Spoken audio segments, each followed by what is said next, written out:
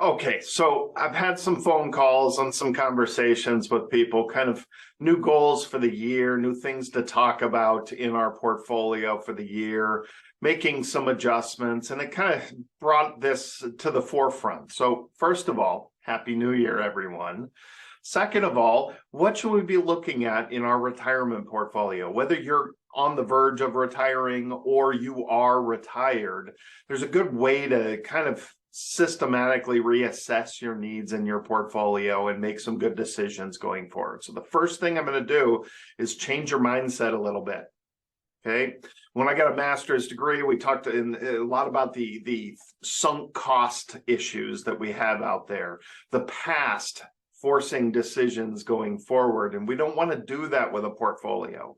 When it comes to investing decisions, you need to stand where you are today and make the best decisions going forward. You can't use past information or past costs or market positions down as an excuse to not adjust your portfolio going forward. So erase the past. Mentally, you can't think about the past. The stock market doesn't know where that stock used to be, what price you want it to go back to. The stock market doesn't know anything about that, okay? So selling an investment and buying a new one is not locking in losses. Understand that. All we're doing is adjusting the portfolio for a better future. We are not taking the money out, locking in those losses and spending that money. That's a big no-no. But selling a position that is not good going forward is okay as long as you're adjusting it to a better position. So always look at things that way. Don't let the past force your hand on decisions in the future. Make decisions based on what's best going forward. Now, there's want versus need in terms of the 10,000-foot view of your portfolio, okay? So easiest way to look at this is how much of your portfolio should be in safe investments. I'm okay with you saying zero. I don't have a problem with that. This is a want. How do I feel? What lets me sleep at night? Oh, the ups and downs of the market don't bother me. Oh, I can't handle these. How much of your portfolio, 10%, 50%, 75%, 100%, how much should be in safe investments? This is purely an emotional decision on the want side. The need side is based on you actually using this money. What are your withdrawal needs? Do you need your money? If you don't need your money, if your income pays your bills and you have no need, or if you're 10 years before you're going to retire, you've got a long road ahead of you, 20 years, 30 years ahead of you before you need this money, then the decision is different, okay? If you need your money, then you need safe investments. That's the bottom line. So we live by these principles. The larger your dependence on your portfolio for income, the less you can expose it to that volatility. The greater that withdrawal rate is, percentage-wise, the greater the effect of that volatility. So if you start hitting 3, 4, on up, 5, 6% withdrawal rate, volatility is your worst enemy, period. Then make sure you have access to money that is not exposed to losses. A lot of you learned your lesson this year, or at least should have learned your lesson this last year, 2022. We're in the new year now. In 2022, we had stocks and bonds go down. I saw it all over the place. Good 20% losses on the stocks, 20% losses on the bonds. People throwing up their hands going, where am I supposed to pull from? Well, shame on you for having bonds, first of all. You shouldn't have been in bonds. Whoever the advisor is that advised you to be in bonds was self-interest on that advisor's side, so they could keep charging you that management fee. There are plenty of great safe investments out there. We need to make sure we have the right ones. But this section here, I'm talking about how much of your money should be in the stock market, how much should be in safe investments.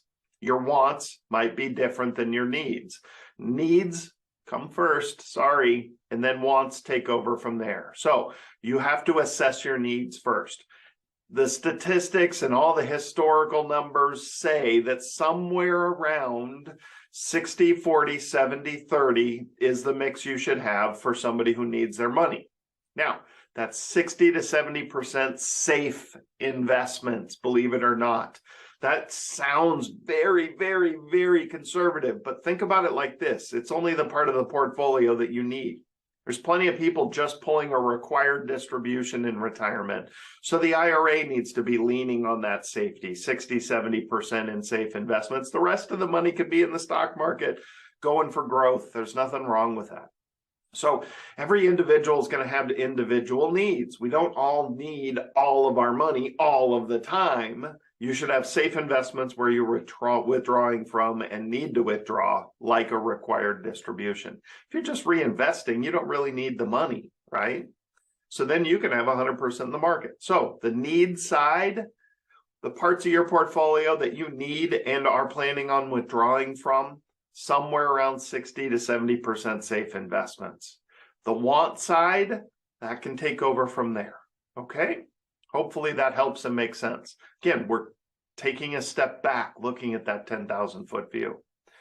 For those of you that haven't figured out the problem with bonds, here's our interest rates. You like that? You could ski on that, right? You could just ski right down it. Interest rates in the United States have been coming down for, 40 years. 1982, that's 40 years ago. Oh, I think I'm getting old. 40 years ago, interest rates peaked and started working their way back down. Even though we've had the last year of going straight up in interest rates, this helps put it into perspective, doesn't it? We're still extremely low in interest rates. So it's important we keep that perspective. We need to reassess our safe investments. If you are still in bonds, you have to understand the bond world's relationship to interest rates. As interest rates rise, the value of your bond goes down, period. If the United States continues to see inflation, interest rates are going to keep going up and you're going to keep losing money. If you're retired or heading towards retirement, owning bonds as your safe investment of choice makes no sense. You're exposing yourself to undue risk of inflation. You don't want your safe investments losing money when we are experiencing inflation in the United States. So hopefully that helps, and that helps you see that bonds don't have a very good relationship to interest rates, certainly when it comes to inflation. Now, what you do need to know is that there's plenty of other ways to earn safely and still have your money accessible. These are the fixed interest rates you should be able to get out there without too many issues, okay? 2 years are making about 4%, 3 years, 5%. The 5 year is usually the sweet spot. Right now, you can kind of see the mountain climbs up to the 5 year and starts falling apart after the 5 year. Best one at the moment, because they're constantly changing. We had 6% at the turn in December. We could get 6% on a 5 year. But right now, 5.6 is what we're seeing out there. Some of the carriers have pulled back a little bit.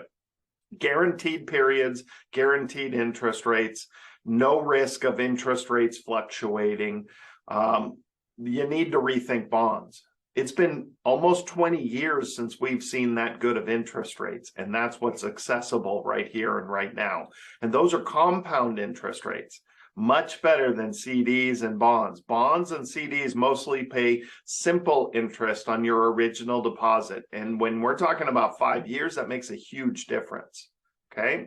Laddering CDs doesn't make any sense. CDs, honestly, right now don't make any sense at all because you can get almost the same interest rate in a money market account. A bank account that's FDIC insured, you can get paid almost the same as what you're getting on a 1 year CD right now. So CDs make no sense. If you're in CDs, there are much better options out there.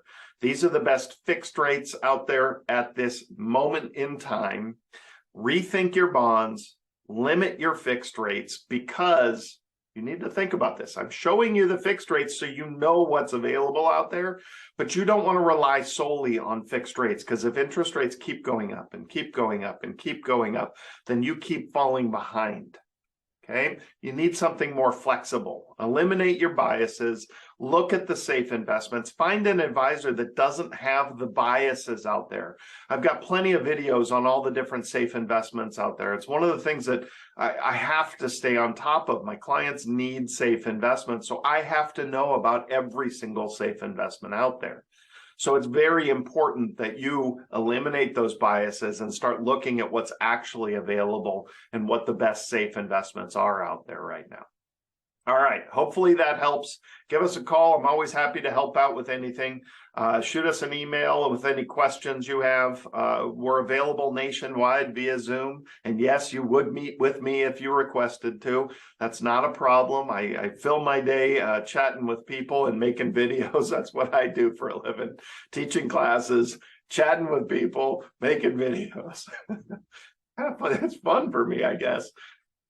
So give us a call. Always happy to help out. Share this video, subscribe if you haven't, and we'll see you next week.